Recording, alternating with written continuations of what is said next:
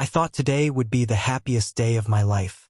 I thought when I stood under that sakura tree, holding my phone with the shining 99% match result glowing on the screen, my alpha would smile. He would pull me close, maybe tease me a little. Then he'd finally say, "I've always known, Ren. You're mine." Instead, 99%? Who cares? Kai's voice was cold, his eyes even colder. "I told you already. I'm not interested in having an Omega mate. Especially not you." The words crashed into me harder than I expected. "But we're a perfect match," I said stupidly, pathetically. "Isn't that supposed to mean something to alphas?" Kai gave a sharp laugh. "To weak Omegas who believe in fate, maybe."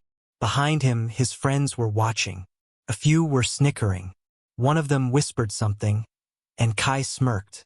That smirk used to make my heart skip. Right now, it made me want to curl up and disappear. I swallowed. "So, all this time, you never even liked me?" Kai sighed like I was the dumbest person alive. "I liked you fine. As a neighbor, as a classmate, as someone who's too clingy for his own good. But love? Mate? No."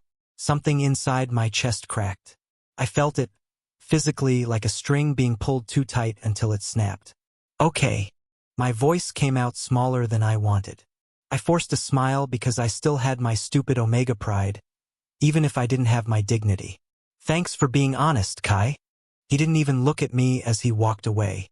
I stood there like an idiot, holding my phone like some tragic protagonist in a bad romance drama. Except there wasn't even rain to make it dramatic. Just the cherry blossoms falling slowly, mockingly soft. By the time I got to class, the whispers had already started. "Did you hear? Kai rejected him right after their 99% match result. How embarrassing. Poor Ren. Why would Kai want him anyway? He's just a clingy little Omega." Clingy. Pathetic. Rejected. I slammed my head down on my desk and seriously considered faking my own death. "You'll break your skull doing that." A cool, flat voice interrupted my self-pity party. I lifted my head.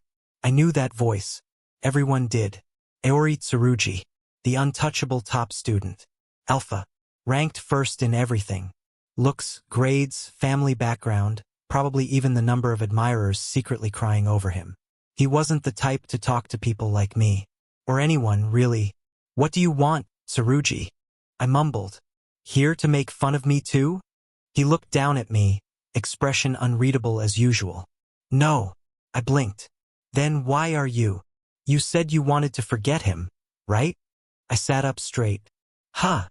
Yaoi slid a folded piece of paper onto my desk. His handwriting was sharp, precise. The title made my heart stop for the second time today. Contract. Subject. Ren, Omega, and Yaoi, Alpha. Terms. Fake relationship. Duration. Until feelings of heartbreak are cured. Rules apply. "You're joking," I said flatly. "I don't joke," Yaoi replied. "Do you want to keep crying over him? Or do you want to forget him?" I wanted to laugh. What kind of tsundere drama was this? Why would he even offer something like this? But maybe it was the pain talking. Maybe it was my ruined pride screaming. Or maybe it was just my pathetic, clingy heart, desperate to feel wanted by someone. Fine. I grabbed the paper. "Let's do it." Yaoi's lips twitched. Almost a smile. "You'll regret choosing me." Yeah, well, I already regretted everything else today. The contract was ridiculous. Rule number 1.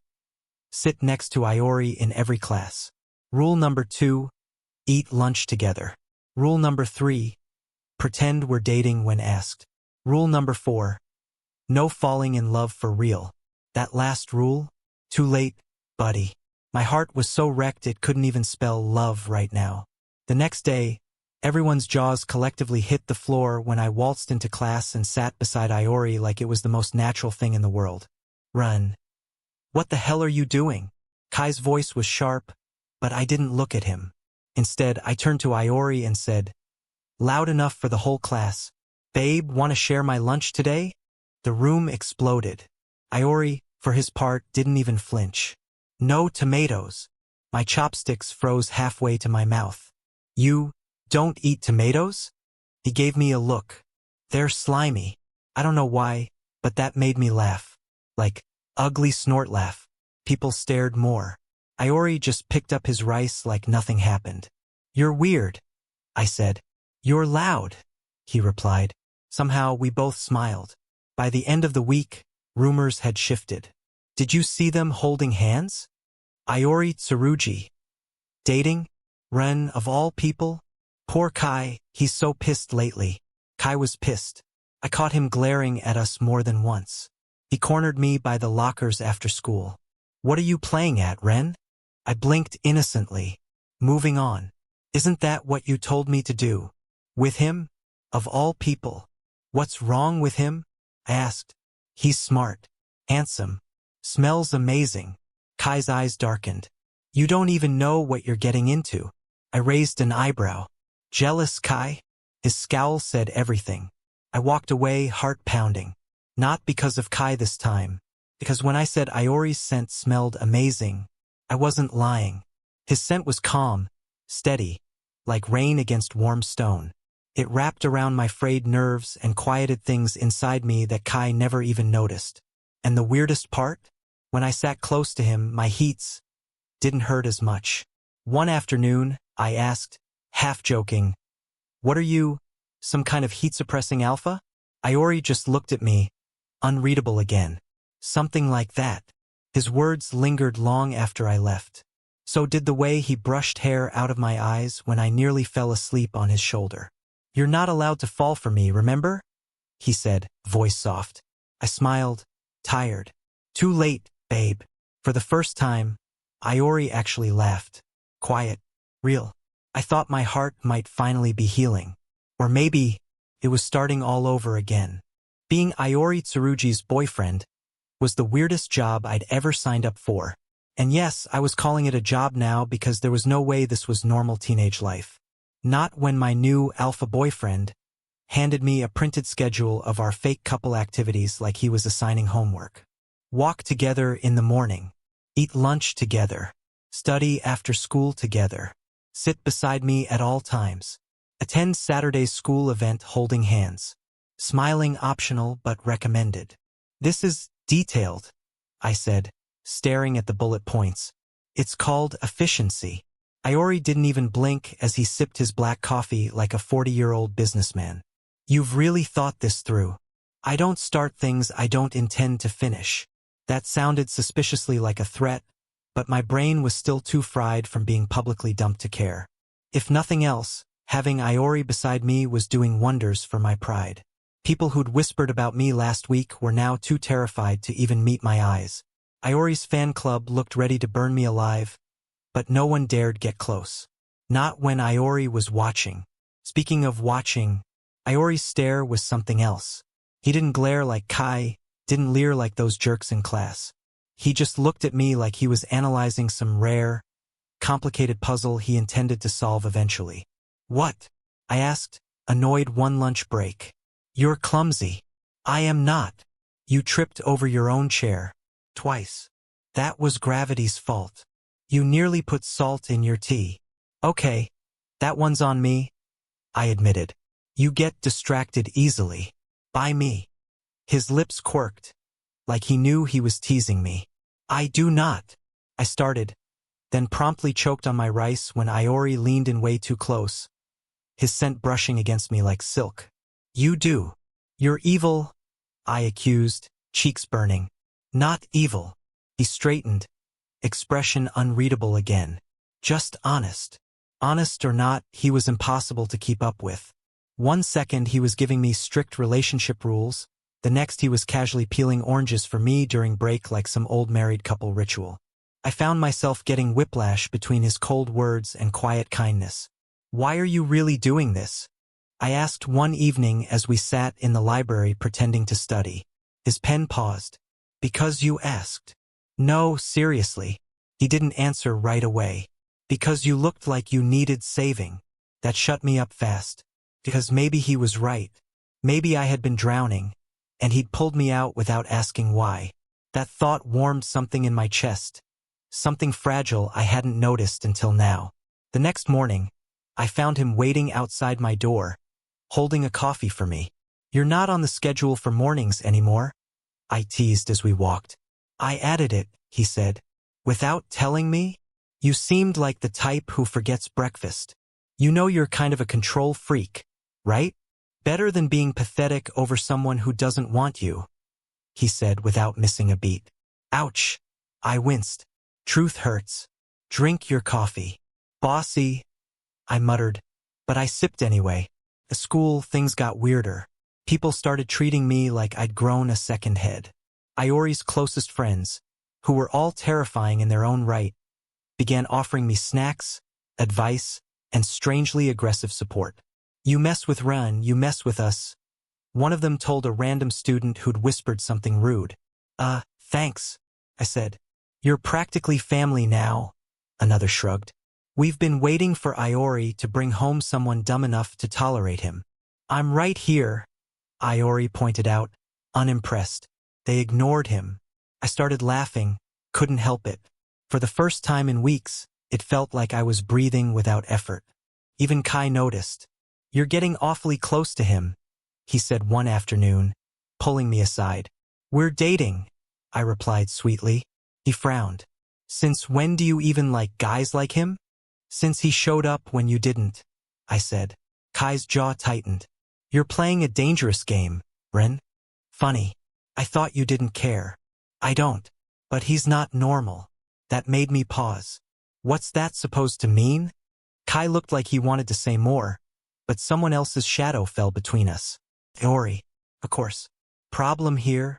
Iori asked, all politeness on the surface but ice underneath. Nothing, Kai said, stepping back. Iori took my hand, too casually, too naturally, and pulled me along. His grip was warm. His scent settled my nerves like always. I hated how easy it was getting to rely on him. You should stay away from him, Iori said once we were alone. You sound jealous, protective. There's a difference. You sure about that? I smiled a little. Because you're really good at playing the boyfriend role lately. He didn't answer, just looked at me, long and hard, like he was reading between every line I hadn't spoken yet. You don't need him anymore, he said finally. I'm starting to think. I don't.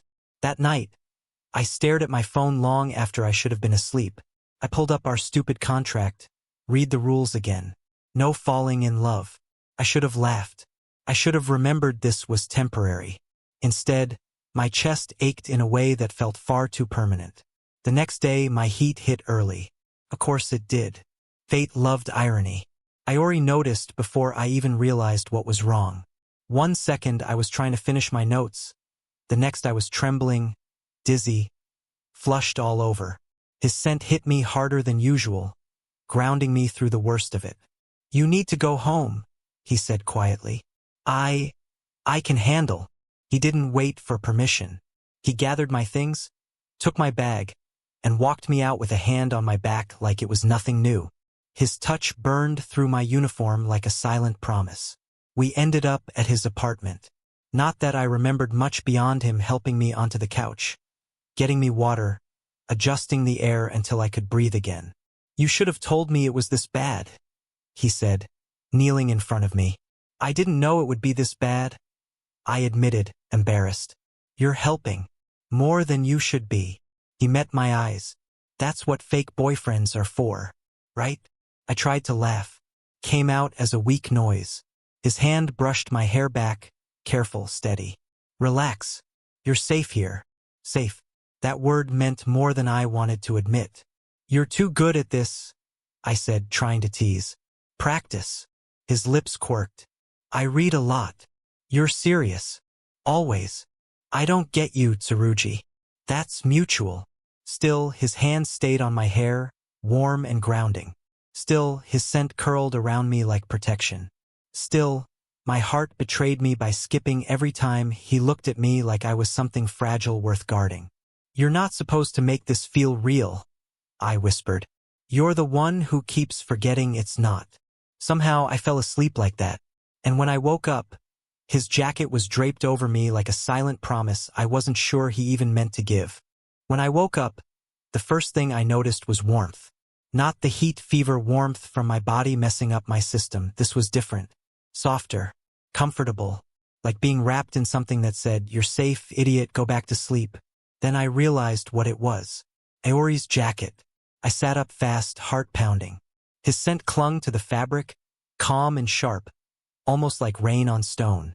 How was it possible for a smell to make my racing omega instincts settle down? No other alpha scent had ever worked on me like this. Not even Kai's. Especially not Kai's. "You're awake."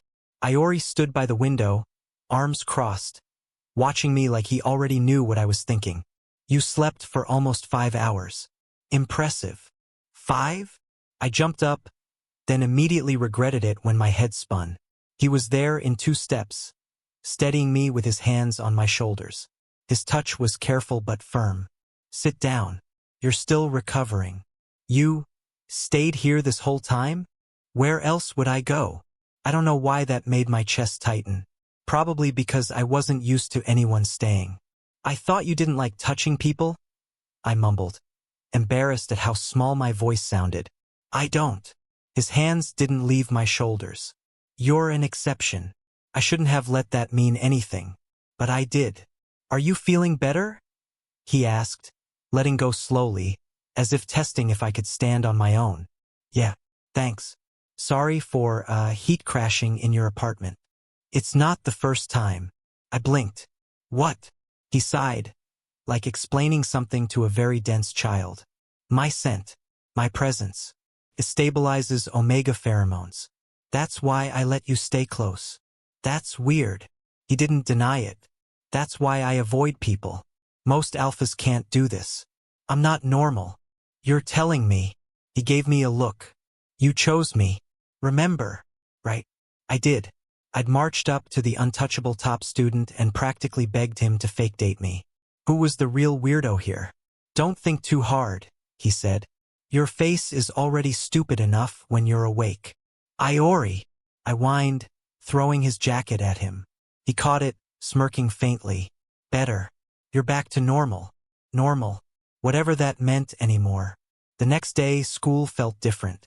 Not just because Yaoi stayed glued to my side like my personal bodyguard, but because I caught Kai watching us again. Not jealousy this time. Suspicion. "Don't trust him," Kai said, blocking my path after class. "You don't know what he is." "And you do," I snapped. "Funny. You didn't seem interested when I was begging for your attention." "That's not." "Save it.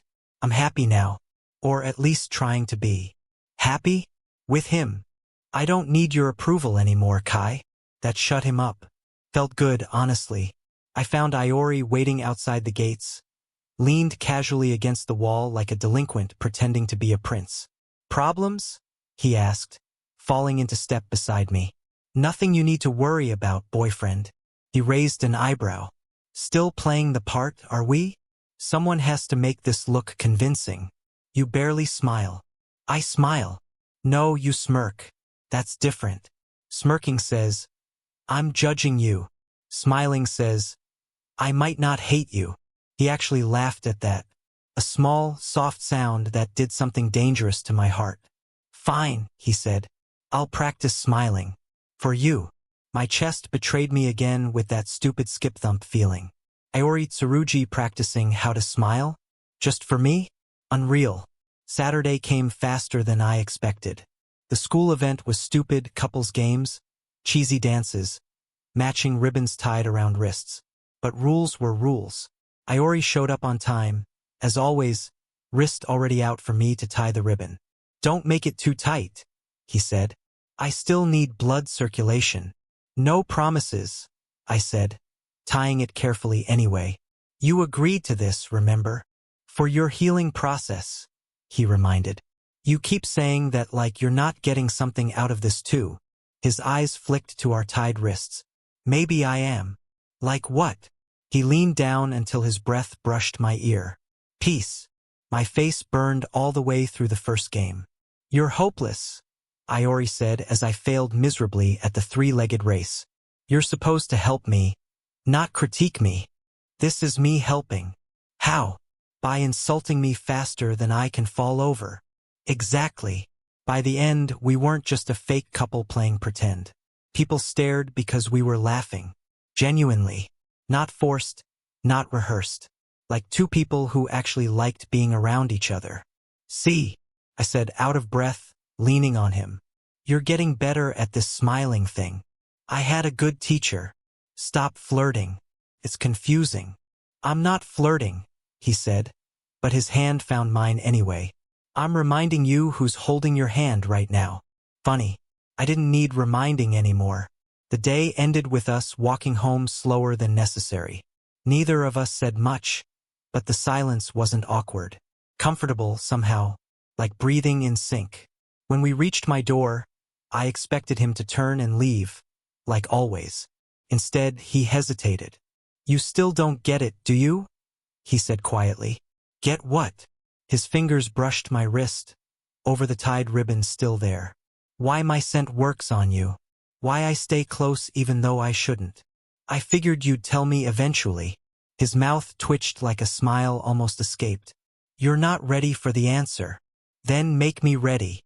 "Careful," he said, leaning in close again. "I keep my promises."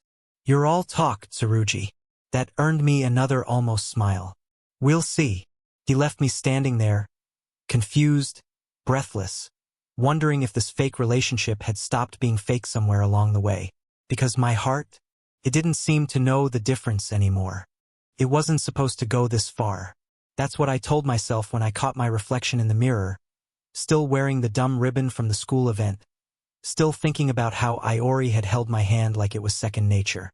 This was supposed to be fake, temporary, a distraction. But the more time I spent with Yaoi, the less I felt like I was pretending. He noticed everything. The way I fidgeted when I was nervous.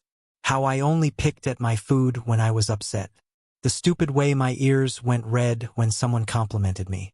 No one had ever bothered noticing those things before.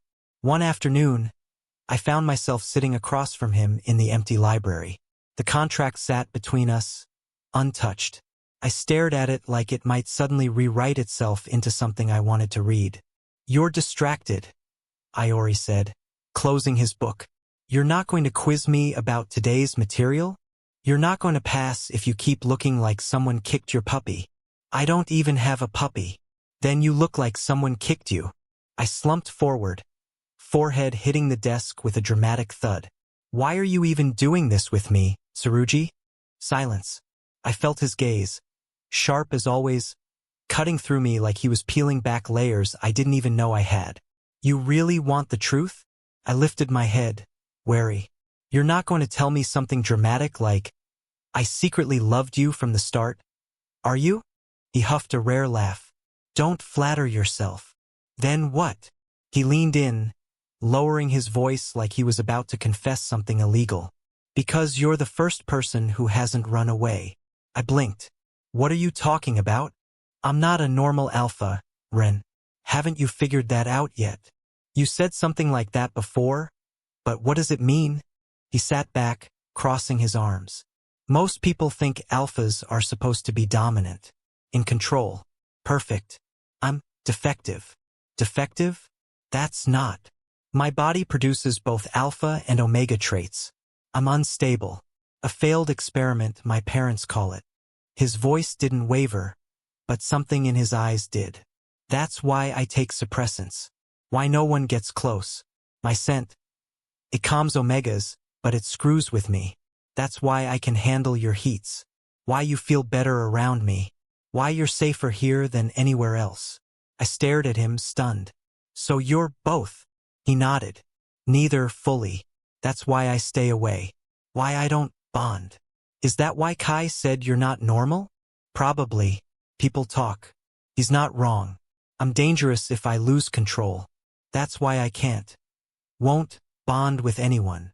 Something twisted painfully in my chest. "But you're helping me, even when it's hard for you." He met my eyes. "Because you're the only one who looked at me and didn't see a monster." The silence stretched between us, heavy and fragile. "You really think I see you that way?" I asked quietly. "You don't yet. Then let me prove I won't." His breath hitched, barely. "Careful, Ren. You're breaking our rule. No falling in love? I smiled, soft and sad. Yeah, I already broke it. He didn't move, didn't speak, just stared at me like he couldn't believe I was real. The next day, Kai pulled me aside again. His expression wasn't angry this time, just tired. I heard you know the truth now. I nodded. I'm not scared of him. You should be. He doesn't understand what he is. You don't understand what you're risking. Maybe I don't, but I know what I want. Kai's mouth twisted, like he wanted to argue but didn't know how. You really fell for him, huh? Yeah. You always did have terrible taste. That almost made me laugh. Almost. You don't have to protect me anymore, Kai, I said. I'm not yours to protect. He didn't answer, just walked away. Later, Yaoi found me on the rooftop, staring at the sky like it held answers. You're too quiet, he said, sitting beside me. Thinking. Dangerous habit. I'm used to danger now. I smiled at him. You're kind of a bad influence. He watched me, unreadable. You're serious about this, aren't you? I'm serious about you. You shouldn't be. But I am. He sighed, almost like he was giving in. You make everything complicated. I'm good at that. You're also good at making me forget how to be careful. Then stop being careful. That earned me a look. A soft one this time, like he was trying to memorize my face. You're impossible, he said. You like me anyway. Unfortunately. I laughed, leaning against him without thinking. His warmth was familiar now, safe in a way nothing else was. For a moment he let me stay there. Then he said, so quietly I almost missed it. I'm not sure I can give you what you want. You already are. His hand found mine, tentative at first, then firmer. Not claiming, not demanding, just there, solid and steady. I'm not going anywhere, I told him. You should run while you can. I think I'll stay. He didn't answer, but he didn't let go either. And somehow that said everything. I wasn't sure when it stopped feeling fake. Maybe it was somewhere between the quiet moments, like when Yaoi handed me my favorite drink without asking, or the way his hand found mine even when no one was looking. Or maybe it was the way he started looking at me, softer, warmer, like he was finally letting himself see me, not just play the role written in our stupid contract. I noticed everything now. How his eyes softened when I laughed. How his expression relaxed when I leaned on him, like I gave him permission to rest too. How he pulled me closer when we passed crowded hallways, like shielding me was instinct, not obligation. I liked this version of Yaoi. The one who didn't hide behind cold words and unreadable stares. One afternoon, we sat in his room, half-heartedly pretending to study. Yaoi's textbooks were open, untouched. My notebook was filled with doodles of angry cats labeled Kai and stoic wolves labeled Yaoi. You're easily entertained, Yaoi said, watching me with that half-smile he reserved only for me. I cope through art, I said, flipping the page dramatically to draw a lopsided heart. You're terrible at drawing. You're terrible at flirting, so we're even. He raised an eyebrow. I'm not flirting. You call holding hands and giving me head pats normal behavior for friends? Yes. I threw a pillow at him. He caught it with ease like he expected it. You're impossible. And yet here you are. I huffed, crossing my arms. You're supposed to be helping me forget Kai, not replacing him as my new emotional tormentor. You seem happier. I hated how easily he could say things like that, like he knew me better than I knew myself. Fine, I admitted. I am happier, but you're still a menace. I'll take that as a compliment. We stayed like that, in that weird, almost flirty silence, until Yaoi's hand found mine again. His thumb brushed over my knuckles, slow and steady. You're not scared anymore, he said, more observation than question. Of you? Never was. Of getting hurt again. I looked at him then, really looked. Maybe I still am. But I think it's worth the risk now. He didn't answer, just laced our fingers together like sealing some silent promise between us. The next day, school felt different. Not because people stopped whispering, they hadn't, but because I didn't care anymore. Not when Iori met me at the gates with my favorite snack and a soft, "You forgot breakfast again." Not when he walked me to class with his hand on my back like a quiet claim. Not when his friends greeted me like I belonged with them now. "Finally acting like a real couple, huh?" one of them teased. Iori didn't deny it. Even Kai noticed. He pulled me aside again, frustration all over his face. "You're really doing this," he said. "I really am." "He's dangerous, Ren." "No," I said. "He's the only one who stayed." Kai looked like he wanted to argue, but what could he say? He had his engagement now, his perfect match on paper. He couldn't ask me to wait anymore. "You'll regret it," he muttered. "Maybe, but I'd regret letting go of this more." I left him there. For once, I didn't feel like I was the one being left behind. That weekend, Iori invited me to his place again. No contract, no excuse, just, "I want you here." We sat on his balcony, watching the sky turn from blue to orange to soft gray. His hand found mine again. "You know this can't stay fake anymore," I said. "I know. I'm breaking every rule we wrote." "Then let's make new ones." I laughed. Soft. "What kind of rules?" "No more pretending. No more hiding." "And what about falling in love?" He turned to me, eyes steady. "Already happened." My breath caught. Stupid heart always a step behind. "Say it again." "I love you." The words weren't dramatic. They didn't need to be. Simple, honest, steady, just like him. "I love you too," I said, leaning into his shoulder like it was the most natural thing in the world. He pulled me closer, resting his chin on my head. "Stay with me, even after this. I'm not going anywhere." And for the first time, I believed it. I believed in this quiet, impossible boy who held my heart so carefully. I believed in us, even if the world didn't, even if it scared me, because with him, I wasn't scared anymore. Everything should have been perfect now. We weren't pretending anymore. Iori said he loved me. I said it back. The contract was gone, torn up and forgotten between soft smiles and stupid arguments over who made worse coffee. But nothing about us had ever been normal. It happened on a Thursday. My heat came early again. Only this time it wasn't just inconvenient. It was dangerous. One second I was fine, teasing Iori about how he needed more than 3 expressions to survive in society. The next, my sense spiked so sharply it made even the teachers glance my way in concern. I barely made it out of the classroom before my knees gave out. I didn't have to text him. Iori was already there. He didn't speak, just lifted me like it was nothing, his scent pressing down around me like a shield. Calm, controlled, steady.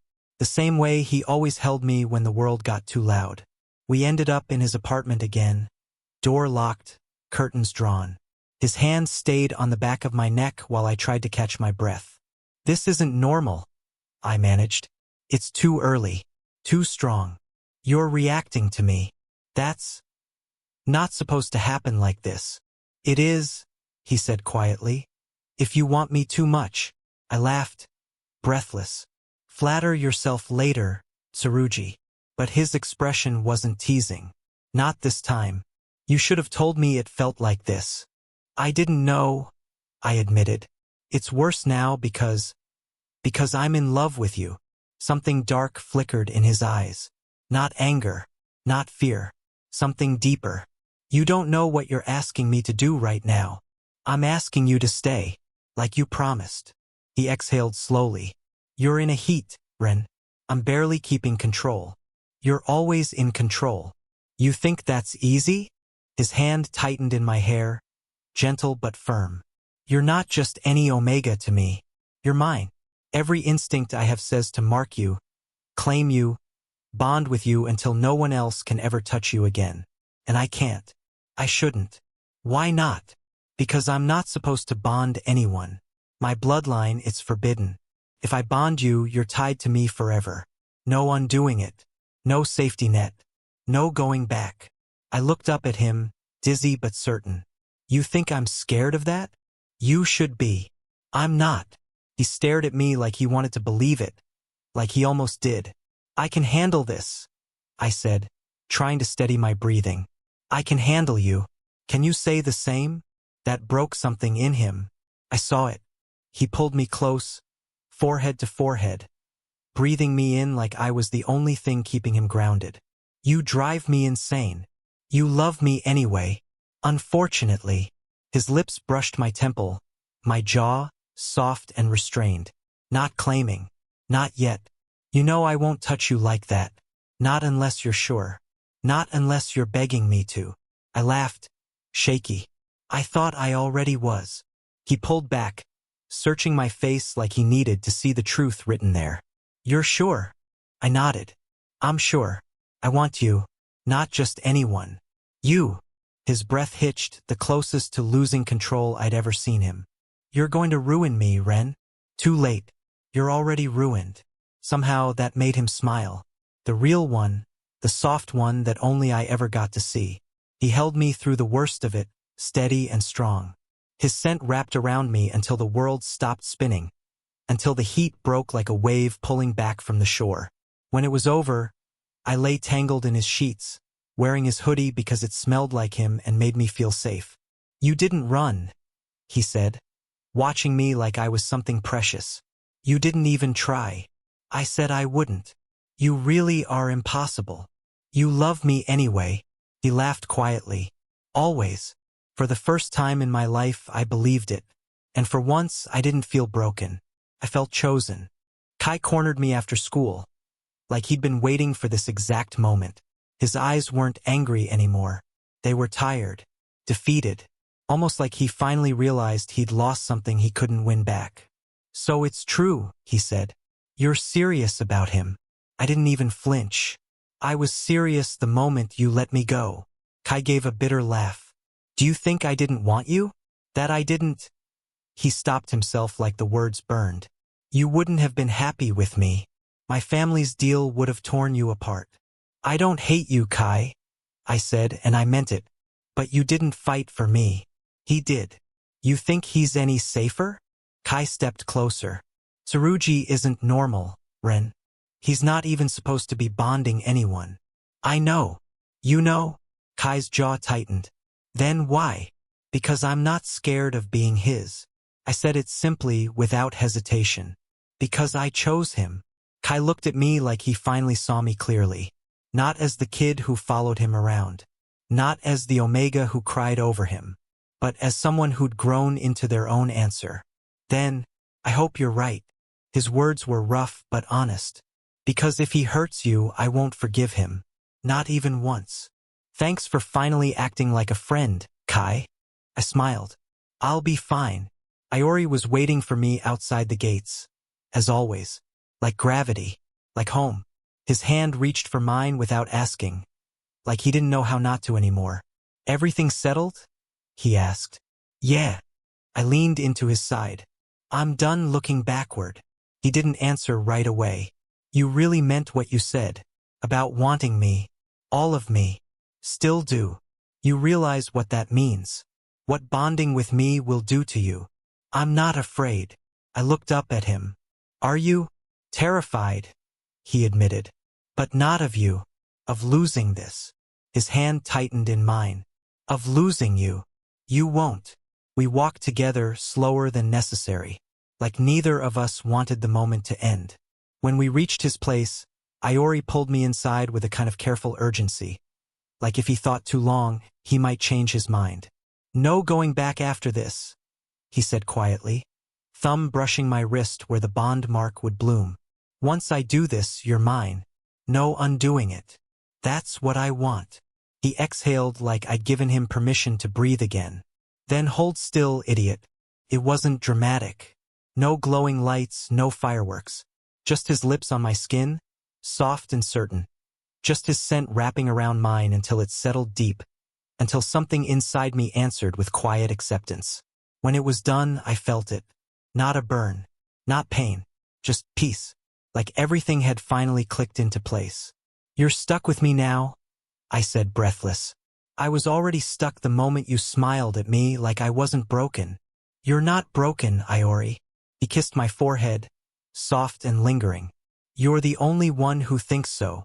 I'm the only one who matters. His laugh was quiet but real.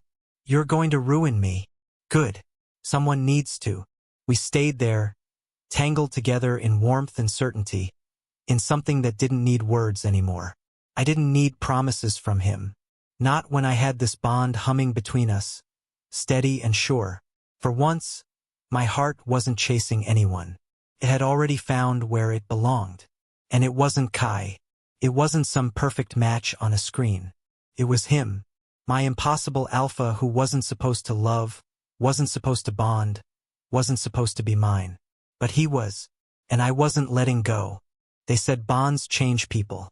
I didn't believe it until I watched how Yaoi changed around me. It wasn't obvious. Not loud, not dramatic. Just the small things. He smiled more now, real smiles that reached his eyes. He still looked annoyed 90% of the time, but somehow, even his annoyance felt softer when it was directed at me. His hand found mine automatically when we walked together. His scent wrapped around me like a promise, steady and unshakable. You're staring again, he said one afternoon as we walked home. I'm allowed to stare. You're my alpha now. He gave me a side glance. Wasn't I before? Not officially. Technicalities, he muttered. But his thumb rubbed slow circles against my wrist, right over the bond mark, like he needed to remind himself I was really there. Life didn't magically become perfect after we bonded. The gossip didn't stop. The rumors only grew. Some people whispered that Yaoi had finally snapped and forced a bond on me. Others said I was clinging to him like a desperate omega with no pride left. None of it mattered, because when I sat beside him in class, when he handed me his notes without asking, when he pulled me closer during lunch like I might wander off if he let go, I knew the truth. We chose this. We chose each other. Yaoi. I'm happy. He blinked at me like the words surprised him. You say that like it's my fault. It is. He looked away, ears faintly pink. Annoying. You love me anyway. Unfortunately. I laughed, leaning into him. No regrets. His hand slid into mine beneath the desk. None. Of course, it wasn't just school that noticed the change. His family found out. They weren't happy. A forbidden bloodline wasn't supposed to form bonds, especially not with some ordinary omega like me. They summoned him, ordered him to break it, threatened everything from exile to legal action. I thought he might hesitate. I thought just maybe this was where we'd break. But Yaoi just looked them in the eye and said, "Too late. He's already mine." "You're willing to throw everything away for this omega?" his father demanded. Yaoi's smile was razor sharp. Willing? I already did. They didn't disown him in the end. Too much trouble, too much scandal. But they let us go with cold words and colder warnings. We walked out of that house hand in hand. Not because we had to, because we wanted to. You could have had an easier life, I told him as we stood beneath the sky that evening. Free in a way we'd never been before. He pulled me close, pressing his forehead to mine. Why would I want easy when I could have you? That's the most romantic thing you've ever said. Don't get used to it. I already have. We built something small together. Quiet routines, shared coffees, study sessions where neither of us really studied anymore. Lazy afternoons tangled up in blankets and bad movies. Arguments over who stole the last cookie. Soft apologies whispered into skin. It wasn't perfect. It wasn't easy, but it was ours. And when people stared, when they whispered, when they wondered how someone like me ended up with someone like him, I just smiled. Because they didn't know the truth. We weren't broken. We weren't ruined. We were just two people who found each other when no one else wanted us whole. You still wearing that dumb ribbon? Yaoi asked one day, noticing it tied around my wrist beneath my sleeve. It's not dumb, I said, hiding a smile. It's the first promise you kept. He pulled my hand up, kissed my wrist right over the old. Afraid not. I'll keep the rest. You better. I will. His words settled under my skin, warm and certain. Like fate, like love, like home. And for the first time, I didn't wonder if I was enough. I knew I was, because this was our story now. Our bond. Our future. No one else's. Not even fate's.